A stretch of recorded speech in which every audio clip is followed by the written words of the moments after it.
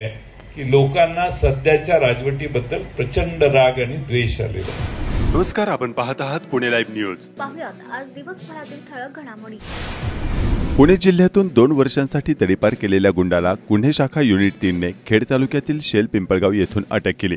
त्याच्याकडून एक तलवार जप्त करण्यात आली आहे। ही कारवाई मंगळवारी सायंकाळी 4 वाजता करण्यात आली। नितीन उर्फ काळू रामदास कराळे, वय वर्ष 28, राहणार शेल पिंपळगाव, तालुका खेड असे अटक केलेल्या गुंडाचे नाव आहे। या प्रकरणी पोलीस अंमलदार रामदास मेरगळ यांनी चाकण पोलीस ठाण्यात फिर्याद दिली आहे। पोलिसांनी दिलेल्या माहितीनुसार पिंपरी चिंचवड पोलिसांनी आरोपी नितीन कराळे याला पुणे जिल्ह्यातून 2 वर्षांसाठी तडीपार केले आहे। त्याचा तडीपारीचा कालावधी संपण्यापूर्वी तो कोणतीही परवानगी न घेता खेड तालुक्यातील शेल पिंपळगाव या ठिकाणी आला होता। त्याने स्वतःकडे शस्त्र बाळगले।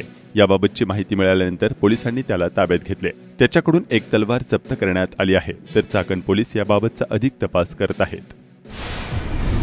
गांजा विक्रीसाठी आलेल्या एकाला महाळुंगे एमआयडीसी पोलिसांनी अटक केली। ही कारवाई मंगळवारी सायंकाळी 6:30 वाजता चाकण तळेगाव रस्त्यावर महाळुंगे या ठिकाणी करण्यात आली। कमलेश ज्ञानेश्वर भोसले, वय वर्ष 34, राहणार महाळुंगे, तालुका खेड असे अटक केलेल्या आरोपीचे नाव आहे। या प्रकरणी पोलीस अंमलदार शरद खैरे यांनी महाळुंगे एमआयडीसी पोलीस ठाण्यात फिर्याद दिली आहे। पोलिसांनी दिलेल्या माहितीनुसार कमलेश भोसले हा गांजा विक्री करत असल्याची माहिती महाळुंगे एमआयडीसी पोलिसांना मिळाली होती। त्यानुसार पोलिसांनी त्याला ताब्यात घेतले। त्याच्याकडून 73,200 रुपये किमतीचा 1 किलो 464 ग्रॅम गांजा जप्त करण्यात आला आहे, तर महाळुंगे एमआयडीसी पोलीस याबाबतचा अधिक तपास करत आहेत। राजगुरुनगर येथील शासकीय विश्रामगृहालगत नागरिकांसाठी प्रतीक्षागृहाच्या प्रस्तावित दुमजली इमारतीच्या तळमजल्याकरता 15 लाखांच्या निधीतून बांधकाम करण्यात येत असल्याची माहिती खेड सार्वजनिक बांधकाम विभागाचे उपअभियंता संजय मुरकुटे यांनी दिली। ब्रिटिशकालीन 125 वर्षांपूर्वी या ठिकाणी सध्याचा डाकबंगला ब्रिटिशांनी बांधला होता। येथील घोड्यांचा पागा ही इमारत आजही सुस्थितीत असल्याचं पाहावयास मिळत आहे। शासकीय विश्रामगृहात लोकप्रतिनिधी आणि अधिकारी यांची रेलचेल नेहमीच असते। येथे राहण्यासाठी व्हीआयपी 2 सूट आहेत। लोकप्रतिनिधी यांच्याबरोबर येणारे कार्यकर्ते आणि पदाधिकारी यांची पुरेशा जागेअभावी गैरसोय होत असल्यानं मैदानात उभे राहून प्रतीक्षा करावी लागत असे। आता या ठिकाणी प्रशस्त इमारत होणार आहे। खरपुडी, तालुका खेड येथील खंडोबा मंदिर परिसर युवकांनी श्रमदान करून साफसफाई करून स्वच्छ केला आहे। या उपक्रमाचे ग्रामस्थ आणि भाविकांकडून कौतुक होत आहे।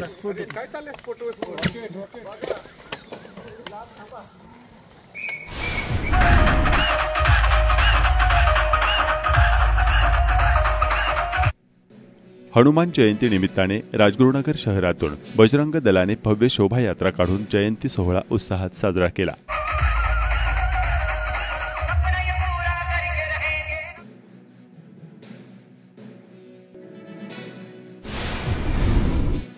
शिरूर लोकसभा मतदारसंघ हा शिवसेनेचा केंद्रबिंदू ठेवून ज्यांना 3 वेळा उमेदवारी दिली, पक्षाचे महत्त्वाचे पदही दिले, त्यांनी गद्दारी केल्याची खरमरीत टीका पुणे जिल्ह्याचे शिवसेना उद्धव ठाकरे गटाचे संपर्क प्रमुख सचिन अहिर यांनी माजी खासदार अढळराव यांच्यावर केली। महाआघाडीचे उमेदवार डॉक्टर अमोल कोल्हे यांच्या निवडणूक कचेरीचे उद्घाटन आज करण्यात आले। यावेळी राष्ट्रवादीचे प्रदेशाध्यक्ष जयंत पाटील, आमदार अशोक पवार यांच्यासह महाविकास आघाडीचे पदाधिकारी उपस्थित होते।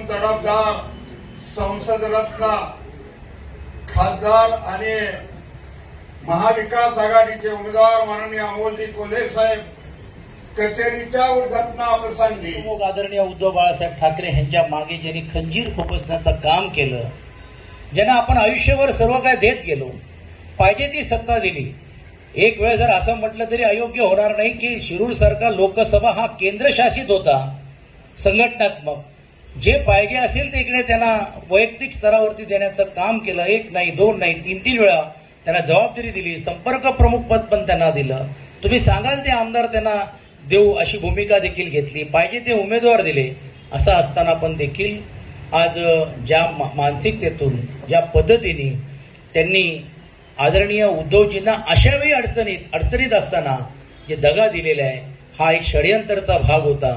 इकडे अढळराव असतील, पुरंदरला दुसरे काय नाव, सर्वच पदाधिकारी आता नावं कुणाची घेत नाही, आणि मान्यवर बंधू आणि भगिनी, पहिल्यांदा जागा मालकांचे पुढचा आमदार आपला झाला पाहिजे याची मनीषा, याची मानसिकता तुम्हा सगळ्यांची झालेली आहे। सर्व पक्षात आपला आमदार इथं असला पाहिजे असं वाटायला लागले. पहिला आमदार जाणार ह्याच्याविषयी काळ्या दगडावरची आता रेखील मारली. मोदी साहेबांनी काल परवा जे भाषण केलं अल्पसंख्याक समाजाबद्दल, त्यानं हे लक्षात आलं की विकासानं आता आपण केलेला विकास हा लोकांच्यापर्यंत पोहोचलेला नाही. आपण वेगळ्या दिशेने चाललोय. दिशा बदलल्याशिवाय आता आपल्याला तरणोपाय नाही अशी मानसिकता आता बहुतेक दिल्लीत राहणाऱ्या प्रमुख नेत्यांची झालेली दिसते. हा संदेश घराघरातल्या मतदारापर्यंत पोहोचवा. सकाळी रिक्षात बसताना जर आमची माऊली म्हटली शरद पवारांच्या माणसाला मतदान करायचंय, हे सांगतील घड्याळ आहे त्यांचं चिन्ह. त्यामुळं रिक्षात बसणारी आमची माऊली, तिला घड्याळ नाही आहे, आपलं चिन्ह तुतारी आहे, तुतारी वाजवणारा माणूस हे सांगून घराच्या बाहेर काढलं पाहिजे. त्यासाठी बूथवर जाऊन आपण सगळ्यांनी काम केलं. और एक बात आखिर में बोलता हूँ, तुतारी का बटन इतनी जोर से दबाना कि उसकी आवाज गुजरात से होते हुए दिल्ली के तख्त को हिला दे.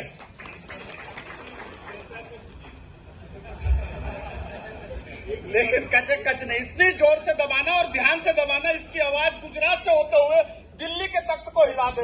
और मैं सबसे विनती करता हूँ जरूर हिलाना, मतदान करने के दिन जरूर जाना और वोटिंग करना दबा के करना.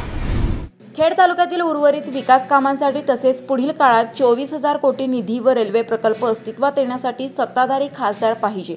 चाकण वाहतूक कोंडी, तळेगाव चाकण शिक्रापूर वाहतूक कोंडी, वाघोली पुणे रस्ता विकास निधी 50,000 कोटी निधी पाहिजे. यासाठी आपल्या हक्काचा माणूस मिळावा. आता होत असलेल्या प्रचारातील भूलथापांना बळी पडू नका असे आवाहन माजी खासदार शिवाजीराव आढळराव पाटील यांनी आळंदीत केले. शिरूर लोकसभेचे महायुतीचे उमेदवार शिवाजीराव आढळराव पाटील यांचे प्रचारार्थ गावभेट संवाद मेळावा आळंदीत आयोजित करण्यात आला होता. यावेळी पदाधिकारी कार्यकर्ते यांच्याशी संवाद साधताना आढळराव पाटील बोलत होते.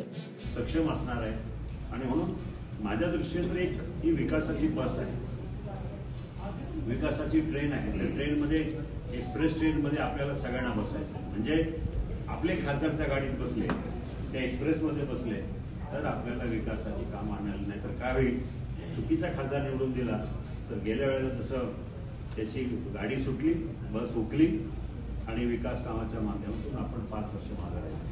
अक्षरशः मतदारसंघाचं माध्यम केलं. अक्षरशः एकाही रुपयाचा निधी निवडून गेलेल्या खासदाराला आणता आला नाही.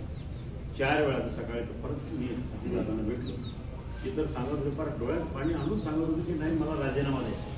मग असा माणूस जर तुम्ही आपण निवडून दिला तर मतदारसंघ कुठेतरी अडचणीत येईल हे लक्षात घ्या.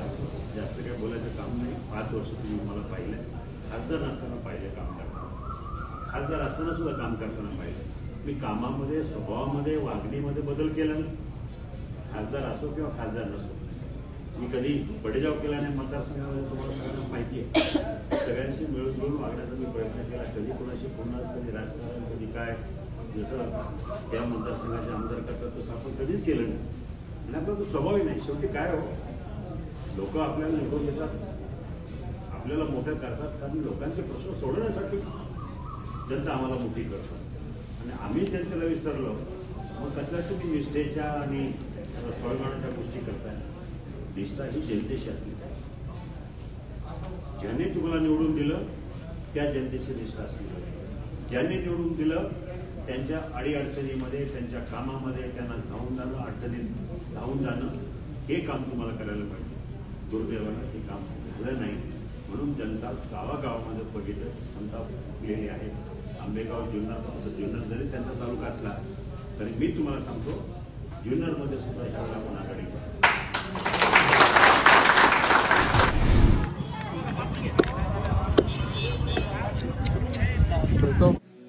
मासे विक्रीसाठी प्रसिद्ध असलेल्या चाकण येथील मच्छी बाजारात मोठ्या प्रमाणावर नदीचे मासे विक्रीसाठी येत आहेत. त्यात चिलापी माशांची मोठ्या प्रमाणावर विक्री होत आहे. 150 ते 150 रुपये किलोप्रमाणे मिळणाऱ्या या माशांना कडकडीत उन्हाळ्यात देखील खवयांची मोठी पसंती मिळत आहे.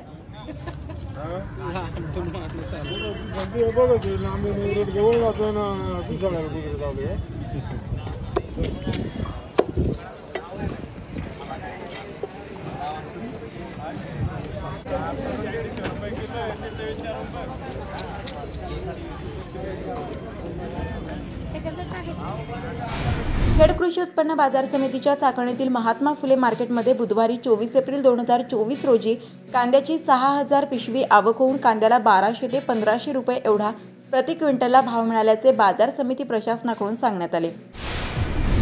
मोई तालुका खेड येथील ग्रामदैवत श्री भैरवनाथ महाराज यात्रा प्रथा परंपरेने मानाचे 12 गाडे ओढून साजरी करण्यात आली।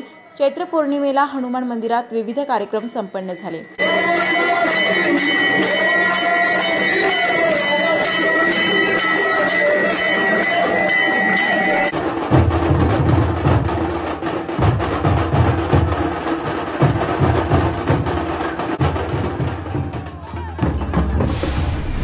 ग्रामपंचायत गारगोटेवाडी येथे खाणकाम खडी मशीन परवानगी दिली गेली आहे। खडी मशीनला परवानगी देताना महाराष्ट्र प्रदूषण नियंत्रण मंडळाने खाणकाम विभाग काही अटी आणि शर्ती देतात, जसे की खडी मशीनच्या बाजूला 20 फुटाची झाडे असावीत, आजूबाजूला धूळ उडू नये म्हणून खडी मशीनच्या बाजूला पत्रे लावावे, तसेच सतत पाण्याचे फवारे मारून धूळ नियंत्रणात आणावी। पण या ठिकाणी कुठलेही नियम पाळले जात नसल्याचा येथील नागरिकांचा आरोप आहे। स्थानिकांनी याबाबतची पुणे लाईव्हला दिली असून आंदोलन करणार असल्याचे कळवले आहे। आता प्रशासनाने याबाबत योग्य ती कारवाई करण्याची गरज आहे।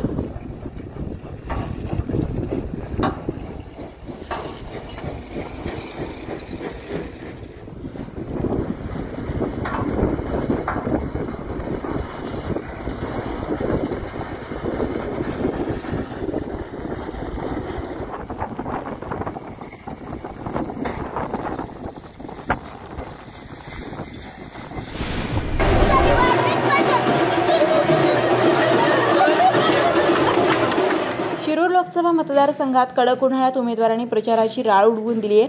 प्रचार सभांमधून एकमेकांवर जोरदार आरोप प्रत्यारोप होत असल्याचे चित्र संपूर्ण शिरूर लोकसभा मतदारसंघात पाहावयास मिळत आहे। आणि दिलासा दिला होता, माझ्या भावांनो तुमच्या प्रत्येकाच्या ताकदीची गरज आहे, कारण आपल्याकडे मुख्यमंत्री नाहीत, आपल्याकडे आता उपमुख्यमंत्री नाहीत, आपल्याकडे मंत्री नाहीत, आपल्याकडे सत्ता नाही, आपल्याकडे आता पैसा नाही। हा सगळा विरोधाचा समुद्र ओलांडून हनुमंताच्या प्रेरणेने आपल्याला संविधानाला महाराष्ट्राच्या स्वाभिमानाला दिलासा द्यायचा आहे की सत्ता बदलते की बदलणार। गीताताई मांडेकर तालुका महिला अध्यक्ष आंबेठाण गावामध्ये आता अमोल कोल्हे आले होते, त्यांना आम्ही पूर्णपणे सपोर्ट देणार आणि त्यांनाच निवडून आणणार, कारण ते शेतकरी वर्गासाठी खूप चांगले आहेत। त्यांनी कधी कुणावर अन्याय केला नाही, त्यांनी कधी कुणाला कुठल्या कंपनीवर जाऊन डाकाबाजी केली नाही, तेव्हा शेतकऱ्यांच्यासाठी नक्कीच ते लढा देतात आणि आम्ही त्यांना नक्कीच निवडून आणू। माझं नाव संगमित्रा दत्तात्रय नाईक, मी आंबेठाणची लोकनियुक्त सरपंच। अमोल कोल्हे साहेबांनी आमच्या गावात दलित वस्तीसाठी 3 लाखाचा निधी म्हणजे आमच्या गावाला त्यांना पूर्ण पाठिंबा आहे।